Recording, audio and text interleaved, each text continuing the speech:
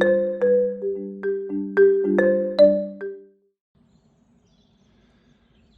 morning. This is a beautiful, I hope a real spring day, but it may be a false spring here on Bear Island, or Bear Vaux as some people call it. The Bonvaux community has been having a quiet time preparing for a little bit of opening up which will take place next month, and I'll be returning in a few days. But I wanted to be able to just invite you to the retreat, the Lent retreat. And certainly Lent, even if spring doesn't remain, Lent will remain. To invite you to the Lent retreat, which starts on Thursday. We call it the Desert Blooms.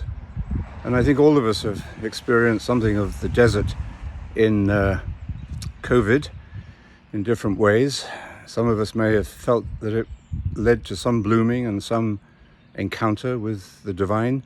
And some of us may not have had that opportunity yet. But anyway, I'd like to share with you some of the reflections on the meaning of the desert and the spiritual journey, and how by accepting it and understanding it, it can really be transformed into a place of encounter with ourselves, our deeper selves, which can really lead to an interior blooming, an interior expansion of mind and heart, which transforms the way, of course, we look at the outward difficulties of life. So Giovanni and I will be looking forward to seeing you if you can come to the retreat. If you can't come to, of course, all of the talks in the same sequence that we give them, you can adjust the times of the retreat through the recordings to suit you. And we give some advice on the website about how you can create your own timetable at home. There'll be times of reflection, times of discussion and sharing. I think that's an important part of any retreat, that the people on the retreat have the opportunity to meet and talk with each other. Times of yoga, and times of being with friends on the journey. So I look forward to seeing you if you can come. Yoga is a wonderful practice to dive into during Lent.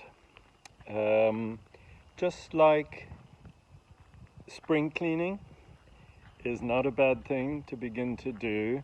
We're not fully into spring yet, but it gives the promise of spring if you turn your house upside down and clean everywhere. And it's also like it's like gardening. It's like gardening. It's like gardening yoga. And what's wonderful about a yoga practice is that over time, in relation to our meditation, we start to have a completely different understanding of our body in relation to the love of God. And we start to slowly, through a regular daily or 3 times a week practice, a movement practice, we start to be at peace with all the aspects of our corporeal, of our incarnate reality. And I think this is a great gift, because very often each of us has hidden body elephants that we aren't aware of, hidden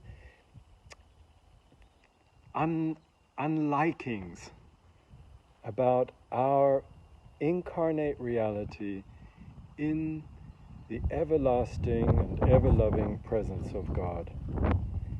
And what happens is these little divisions, these little splits that we haven't uncovered, they separate us from the nearness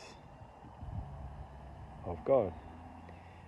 And meditation is definitely this journey, day by day, of discovering that we absolutely trust the rock that we stand on, which is Christ. you.